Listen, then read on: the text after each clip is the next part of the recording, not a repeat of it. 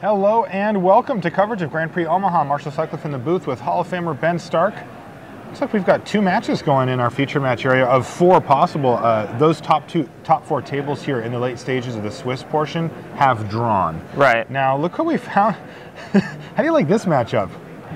Burn versus Amulet Bloom. This is 2 pretty distant ends of the spectrum here for Modern. Though both decks are pretty quick. I don't think it's going to be the most interactive matchup. No. But I think it's going to be a close matchup as both decks probably kill around the same turn. Could we put a wall up between them? Do you think they would notice? Shahar just bolts the wall. Well, Shahar may have to bolt an Souza or something. I don't see that card very often. Oh, a Souza? A Souza, there you go.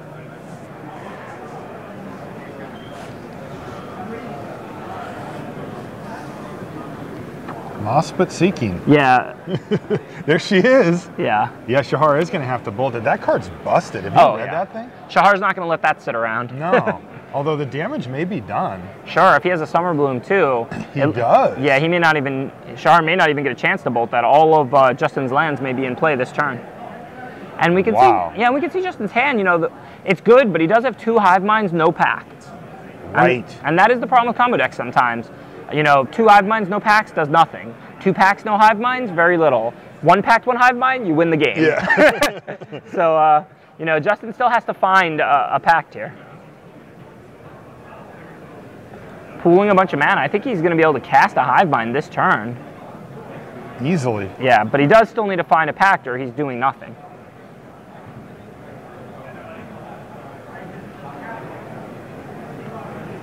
Now, is Hive Mind when any player plays a spell? Yes. Both get a copy. So if Shahar were to burn Justin, Justin would get a copy of that burn spell? Is that how that works?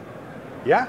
So it's actually not doing nothing. It's not winning the game like if there was a Pact in play. But if Shahar wants to cast a burn spell, I think Justin could then burn up the Monastery Swift Spear with Shahar's own burn spell, or a copy of it anyway. Yeah, Hive Mind says whenever a player casts an instant or sorcery, each other player copies it and they can choose new targets. It's pretty funny. Copy. Shahar lava spikes Justin, Justin lava spikes Shahar. Yeah, right back at you, sir. Are we going to see a Souza beatdown here? I'm not really sure what's going to happen. This is weird. If Shahar burns a Souza, then Justin can use that same burn spell on the Swift Spear. It's possible that Shahar can cast another one to keep the Swift Spear alive. Right, because he's getting triggers for his prowess every time Shahar casts a spell. But this is kind of tricky. This is going to get weird. And with Justin actually higher than Shahar, and the copy resolves first anyway, so if every burn spell Shahar, if neither player was ever attacked, Shahar could not burn out Justin with a Hive Mind in play, I don't think. Wow.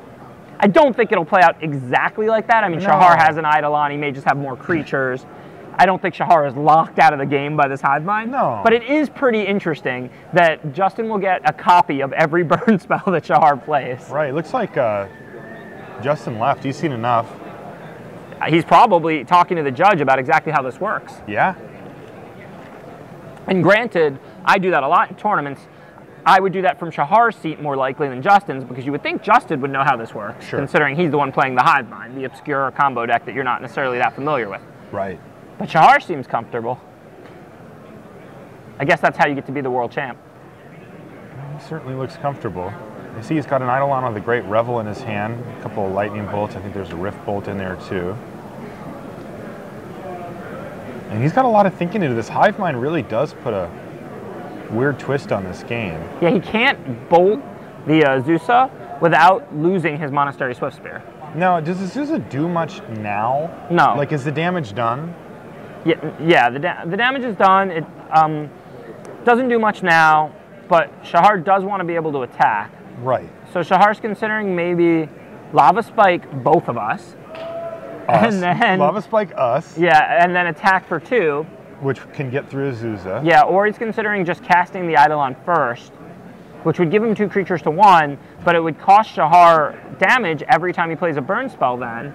And since he's taking damage from the copy of the burn spell... then it could matter. Right, it wouldn't really leave him in a position where he can go on to burn Justin out. Right, like, because basically what it would say is if Shahar casts a lightning bolt, he takes 5 before his lightning bolt resolves. Yeah, and now we see Shahar also conferring with a judge.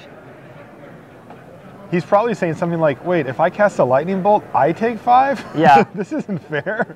It looks like both players needed a little meeting with the judge to gain an understanding of how the Hive Mind works with all this burn. Hive Mind does get weird. It is complicated. This is pretty funny, though. The hive mind copy doesn't trigger Eidolon. The Hivebind copy should not. No, it should say whenever you cast a spell for Eidolon. Double check that. If that's the case, Shahar almost can't cast Eidolon. That's what I'm saying. Because he would die. He takes 5. Like if he plays Bolt, then Justin takes nothing before Shahar takes 5 damage.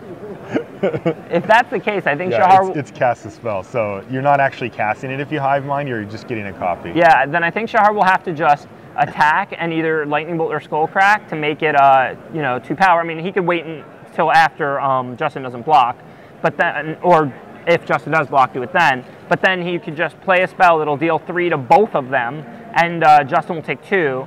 And then, is it Azusa? How do you say that one? It's Azusa. Azusa. And then the Azusa would only attack back for 1, whereas the Mystic Monastery would be dealing, the Monastery Swiftspear, the Monastery Swiftspear would be attacking back for 2 to 3 a turn. So it is a race that Shahar could win, theoretically. Even if Shahar is burning both players at the same time, his Monastery Swiftspear will be dealing 2 to 3 a turn, where Azusa would be dealing 1 a turn. Now, do you think Shahar and Justin are going to get together and agree that this is how this is all going to pan out? Well, they both just privately met with the judge to kind of understand what's going on here. So I don't think they have to confer with each other at this point. All right. I do think that's the set of plays we'll see here. Shahar burning both of them and then attacking with the Monastery Swiftspear. Justin Cohen sitting at a cushy 19 life. Shahar hasn't really gotten going yet. But here in the very early stages of the game, that hive mind has made things very complex. Yeah. Oh, he's going to start with Bolt. So Shahar... So he's going to lose his Swiftspear here. Yeah, this is either way, right? An interesting play. I don't know why Shahar wants to bolt both these creatures. I don't like this play. I think he's being overly scared because it's a combo creature. Of Azusa? Yeah, even though it feels like we said earlier, the damage is kind of done. Right. I don't think that was a good play. Like, what else can happen here on Justin's side if he lets Azusa stay on the board? Yeah, I don't know. I mean, it can't be that bad, right? I mean, he could play a Primeval Titan, but clearly if he had that, he would have played it last turn instead of Hivemind. He could top deck the Primeval Titan, but I think if I were Shahar, I would have been more focused on getting the damage from that Monastery Swiftspear every turn. I mean, I guess Shahar now can start playing Eidolons and just attacking for 2 every turn. That's not horrible. That is true. I mean, Eidolons do beat down. He could have done that anyway. He could have attacked with the Monastery Swiftspear, Skullcracked, or Lightning Bolted. Like, Shahar last turn could have Lava Spiked, attacked with the Swiftspear. No, he can't Lightning Bolt, because then his guy would die. Right. So I guess he could have Skullcracked or Lava Spiked, attacked with the Swiftspear, and then started playing Eidolons, potentially. Maybe like Skullcrack last turn, on tap, play the Lava Spike, and then the Eidolon. I mean, things also get awkward, though, because so many of Justin's cards cost more than 3. Like, they just ignore the Eidolon. Like, if he starts playing Titans and your plan is Eidolon beatdown, and all of your cards trigger Eidolon, and your opponent has Hivemind, like, Shahar just gets buried there. Right. This certainly wasn't a really bad play by Shahar, even if it was slightly wrong. And I'm not sure that it was slightly wrong, but if it was, because basically all that happened here was Shahar got Azusa off the board and missed a few points of potential damage with his Monastery Swiftspear to do that. And we don't really think the Azusa was that scary anymore. But, you know, if Justin had top decked a Primeval Titan or something, Azusa would have allowed him to play it. Now he's still a few mana off of a Primeval Titan. All right, well, here's an Eidolon, so Shahar is now committed to this line. Well, this was ultimately his only line, I think, either way. I'm just wondering if this works out for him. I think he's just going to start attacking with the Eidolons. Yeah, I just wonder, you know, Justin Cohen, he does have bigger, badder creatures that he can play. Yeah. He could play Simian Spirit Guide. Yeah, Justin basically just needs to find now a Pact or a Primeval Titan. But he doesn't have a lot of time to do it. Maybe 2 turns. All right, so here's Eidolon crashing in for 2. Justin dropping Justin down to 10. Are we going to see another Eidolon? Yeah, we'll just see another Eidolon. You know, Shahar is going to start attacking with his Eidolons. It's basically all he can do. So he's not skull cracking. Well, if he did, he would take 7. Right. But Justin would also take 3, and Shahar has 2 creatures. So. Yeah. Justin looks like he drew another Hivemind. Really? Does he have 3 in his hand? 2 in his hand and 1 in play. Or 2 in his hand, I mean? Yeah. Pretty unfortunate for Justin here. Yeah, that's brutal. All right, he's going to play Simic Growth Chamber. That's going to get him untapped thanks to the Amulet of Vigor. Pick up Gemstones. Is he going to play another Hive Mind? Doesn't do much. It would let him deal more damage to Shahar if Shahar wanted to play a burn spell. So it would probably have been correct to put another Hive Mind out, but I don't think it matters much. Okay, so Justin Cohen drops down to 6 here. Shahar passes a turn. Shahar can't really do much here. And I mean, Justin couldn't play another Hive Mind. He was 1 mana short. He was on last 5, turn. yeah, you're right. So now I think Justin's dead. He just drew nothing over these 2 or 3 turns. Died to the Eidolons. I mean, the Eidolons drop him down to 2. Yeah, but even though Shahar takes 7, 7's not 8, so Shahar can just Skullcrack for the win after that, I think. Yeah, I think so too. What is now we are going to see the other copy of Hive Mind? Yeah. Sure. Which Shahar should respond to this with Skullcrack. If he doesn't, I think Justin gets another draw step because I don't think Shahar can actually Skullcrack once this Hive Mind comes into play. Since both copies happen first and both Eidolon triggers happen first, Shahar needs to respond to this. If Shahar just responds to this right now, I think Shahar takes 7, Justin takes 3, and then Justin dies to the Eidolon attack. If Shahar lets this resolve, I don't think he can cast another spell. He still wins if Justin bricks next turn because he's got the 4 points on board, but I think Justin will get a draw step. Bad news bears for Shahar Shenhar. Who's doing the math here? I think he just wants to make sure he doesn't just screw this up and accidentally kill himself. Sure, because he's at 8, and he takes 7 if he casts the Skullcrack. Yeah. 3 from the copy and 2 from each Eidolon. Right, but Justin's tapped out completely here. And 7's not 8. And 7's just not 8. Ben Stark, 2015. That's how you get in the Hall of Fame. You've got to be able to tell the difference between 7 and 8. It's crucial to playing Magic. Let's see. We'll base our future Hall of Fame votes for Shahar Shenhar off of this math decision. Of whether or not he can figure out that 7 is in fact not 8. So, and there's nothing that he has to consider otherwise, right? His opponent's tapped out. There's no... An Amulet combo deck is not playing Gut Shot. He's not going to have a random point of damage. All right, Shahar looks like he's got a little... He's got a little way to go. It. Yeah. And I think if Justin draws Primeval Titan now, he might be able to get something going. I'm not sure if he can win or not. He might be able to. Can't tap that Mana Confluence, but a Karoo does come into play on tap with the Amulet, so he can produce 6 this turn. He found Summoner's Pact. He can't cast that, though. Is because it's has no casting cost? Yeah, he'll die to the Eidolons, I believe. Right. It's 4 to pay. Yeah, but 0 to cast, right? 0 to cast. So that doesn't work for him. Right. I think if he drew Primeval Titan, he might have won. I'm not 100% sure. He might not have because the land in his hand is the one that gives it haste, I believe. Yeah, the Sun Home. Yeah, if that was actually in his library and he drew the and he had drawn the Titan, I think he would have won. With that in his hand, I don't know if he had outs that turn or not. Wow. But Shahar definitely should have Skullcracked him the previous turn. Unless I'm missing something, which I don't think I am, I'm pretty sure that he would have taken 3 from the 1 Hive Mind in play, but the other was still on the stack, and 2 from each of his Eidolons, but that's 7. So as long as we had Shahar's life total right at 8, if Shahar does that, then Justin does not get another draw step. So I'm pretty confident that was the right play there.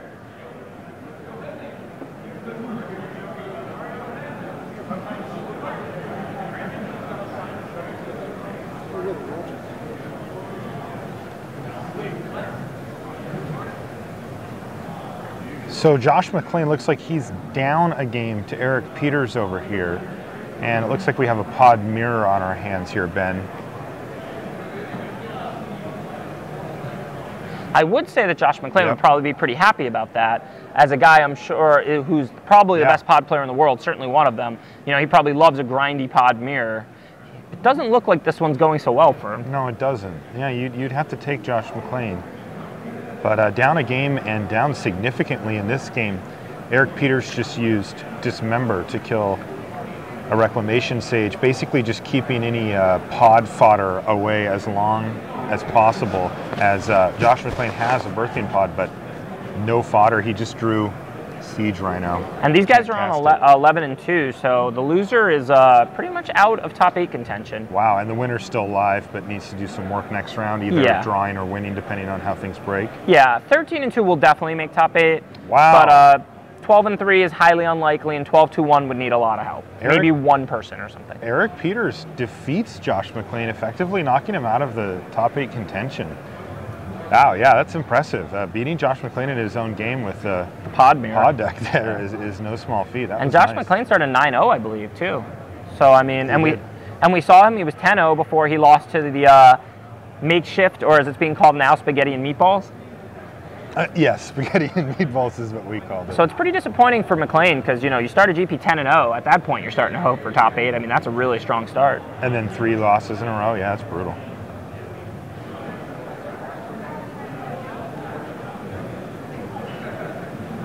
Shahar looking at those Eidolons. You're not very good against Hive Mind, are you? They're really not. They do have cheap spells. They play Summer Bloom, Ancient Stirrings, Amulet of Vigor, Serum Visions, and Summoner's Pact, which they have to cast after the Hive Mind in order to combo off. I mean, they can win with Primeval Titan a little differently. So I think Shahar will not take those out. I think that game just happened to play that way. Looking at Shahar's board, he has Destructive Revelry, but I'm not sure that actually works against Hive Mind, because if they play Hive Mind and then just play Pact, they don't need the Hive Mind to live, right? They retain priority because it's their turn. They just played a Hive Mind. Right. So I believe if Justin casts Hive Mind, it resolves. He can then just put a Pact on the stack. That's right. The Hive Mind trigger goes on the stack. Yes. If Shahar Destructive Revelry is it makes no real difference. No. Assuming that Justin had the Pact ready to go. Right. He's got Lightning Helix. That's not really for a matchup like this. That's for when you want to gain life, like against aggressive decks. Probably decent against Delver. Not very good against combo. Skullcrack, I mean, that's for decks that gain life. I don't think Hive Mind really does that. I mean, they might have a Radiant Fountain floating around, but, Shahar has 3 Geist of Saint Traft in his sideboard. That could be pretty decent here. I don't think that Justin's going to put up much in the way of ground blockers. Yeah. Maybe it's too slow? And Justin does have a bunch of sweepers in his sideboard. He's got 2 Anger, 2 Pyroclasm. So Geist lines up really poorly against that, but I don't know if Shahar's anticipating that or not. It's so much easier when you have perfect information. Yeah, it's nice to just look at the deck list, huh? When I'm playing in Magic tournaments, can I possibly get the deck list in advance? No, we can't do that. That would not only ruin most of the fun, it would be very unsporting. It would indeed.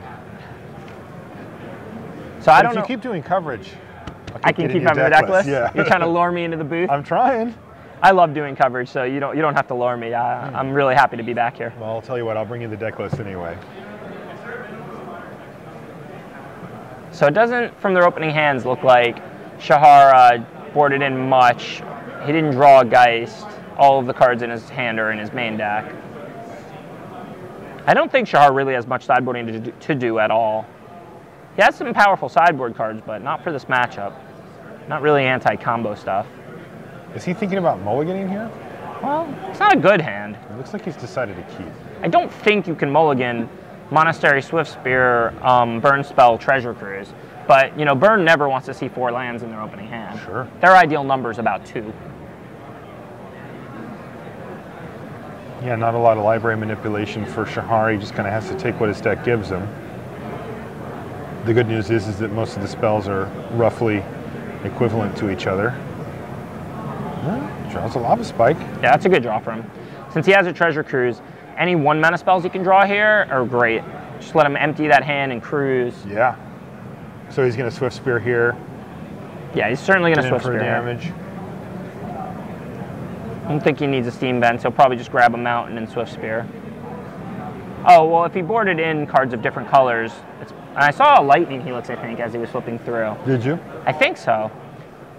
Maybe a little worried about that Hive Mind situation that occurred could be last game. And if nothing else, it's just like a Skullcrack if they don't gain life anyway, except you gain 3 instead of the can't gain life ability of Skullcrack. Right. So he may have just made a little switch like that. Sure. Yeah, he turned his 5 into a 6 or whatever. All right, Swift Spear in the red zone and ships a turn back. So here's a big turn for Justin Cohen. He finds himself at 11 and 2 with Amulet Bloom here. in Nebraska. But Gemstone Mine into Gemstone Mine, and he does have Serum Visions on back-to-back turns as well. So he's working on it. Looks like he has a Summer Bloom, plenty of lands. No Hive Mind, no Pact. No Pact, no Hive Mind. He does have an Amulet. Did he have a Primeval Titan? Something? I can't see anything like that. Yeah, I don't either. He may have a Tolaria West, which can go and get a Pact. He does have a Tolaria West there. He's just going to ship the turn back.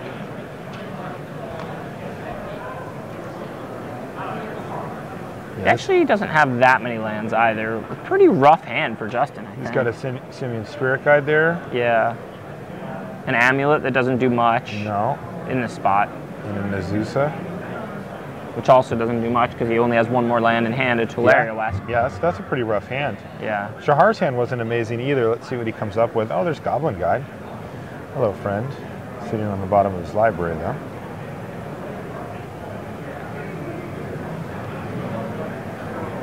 So this is kind of a cool 4-color burn deck.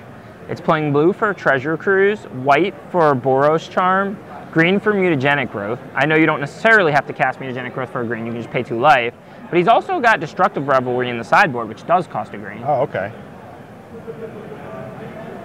Yeah, I thought at Worlds that he played it with no way to actually cast those Mutagenic Growths, but I may be wrong. All right, Rift Bolt after Lava Spike.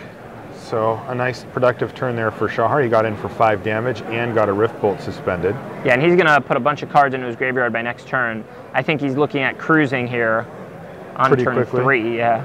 Wow. He's got 3 in the yard. The Bolt will make 4. Another Fetch makes 5, and the Spike makes 6. And then he can tap his remaining 2 mana to cruise. And that's even if he doesn't draw anything. That's just what he already has. Wow, that's insane. Justin Cohen needs to get something moving forward here. He's at 14 life, but Shahar's going to have a big turn next turn and probably be able to kill him the turn after that if that cruise happens. So here's a pair of mana plus a Spirit Guide, so he's got 3 to transmute Tolaria West. Now, you said he can get a Pact, which he does. Yeah, because that can go find Titan.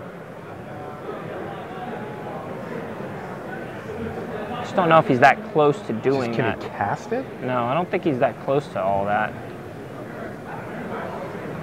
You know, he's just setting himself up, I think, in case he manages to draw a Karoo. Oh, okay. Because if he does that, he can Amulet, Summer Bloom, but he's still a mana short of that. If he can Summer Bloom, though, those will both die. You want to make anything to okay. Okay, so I got it. He can kill 1 Gemstone Mine to put the Amulet in play. Yeah. He can then put the Karoo in play, bouncing the other Gemstone Mine, and it'll untap due to it. He can then tap it to Summer Bloom. No, but then he can only play the Amulet because the Karoo can't bounce itself because it's already in play. Mm-hmm. Oh, he doesn't have to return the other Gemstone Mine. He can tap the Karoo due to the Amulet's ability and then bounce the Karoo itself. Sure. Then cast Summer Bloom. Then play the Karoo a bunch of times, making mana, and cast a Primeval Titan to 6. Yep. that he can fetch up with the Summoner's Pact. Right. Okay. And leave himself with enough mana to pay. Yeah, so I believe if Justin does live here and does draw a Karoo, that's the lands that tap to add 2 kinds of mana, but you have to return a land to your hand. And they enter the battlefield tapped. Right. But Amulet kind of undoes that. Yeah. I believe if he draws one of those, we might see some action. I mean, he very well might just die on Shahar's next turn anyway. Yeah, I'm going to say, like, making a Primeval Titan at this point doesn't even get him there. And I don't even think he gets another turn. I think Shahar just killed him. Wow. I thought he was going to be at 1 or 2 there. Was that turn 3 for Shahar? Turn 1 was Swift. So turn 1 was Swift. Turn 2 was Lava Spike, Suspend Bolt. And that was the 3rd turn of the game. Wow. How did he deal so much damage? How did he actually kill him, though? Because he actually cast Treasure Cruise there. I wonder if he was actually lethal dead there. Maybe it wasn't lethal, but maybe what we talked about. The best thing Justin could do would get that Titan out, but it wouldn't be lethal. It would be awesome, but it wouldn't be lethal. Yeah. So then maybe Justin just conceded. He could have. It's weird. I mean, you would think he could search out a Radiant Fountain if he got the Titan in play. You would think he wasn't completely dead. Maybe Shahar fanned his hand after the cruise. Okay. I mean, I didn't see it, but if Shahar showed him like Boros Charm Lightning Bolt or something off the cruise. Sure. then yeah, Justin would have probably had no outs. Yeah.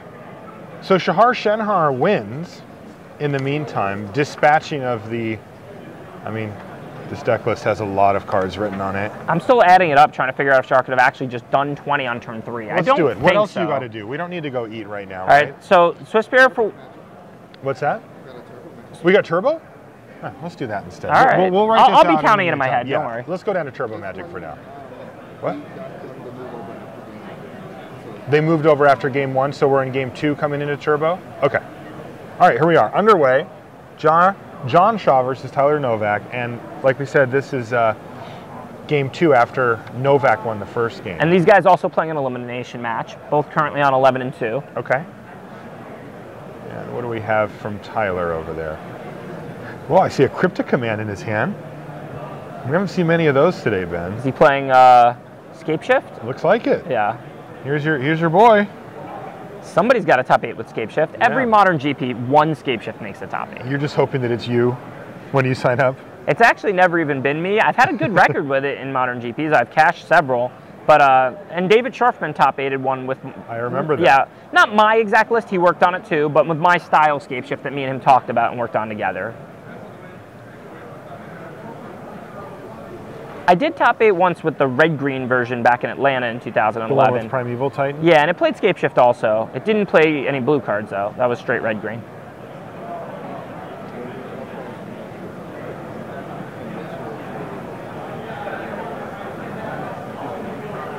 So it looks like Tyler's up to 6 lands here, kind of one away from the normal win condition of being at 7. Cryptic Negate. All he needs to do now is Scape Shift, and he's doing it. So this should be game. This is what, 18 damage here? Yep. And oftentimes Shaw would be already dead, so... Look at those hands. That is insane, but although I have to say, I don't know. All right, it looks like maybe Novak didn't win game 1. Well, I don't know who won game 1, but the Scape Shift deck just won that game. Our graphic says that video begins after Novak won game 1, but he just won that game. Was that game 1, maybe? No, it says it begins after that. Oh, yeah, and he had a negate in his hand, so that's almost certainly a sideboard card, so that must have been game 2. So it looks like we're actually just going to get a game 3, and that John Shaw was the one who won game 1. Well, even graphics can't be perfect. Turns out a human being made that graphic, so... Even a human being as great as Rashad makes mistakes. I don't think this one was on old Rashad. No. He's shaking his head no. All right, but it's good for us. We get a game 3. Yeah.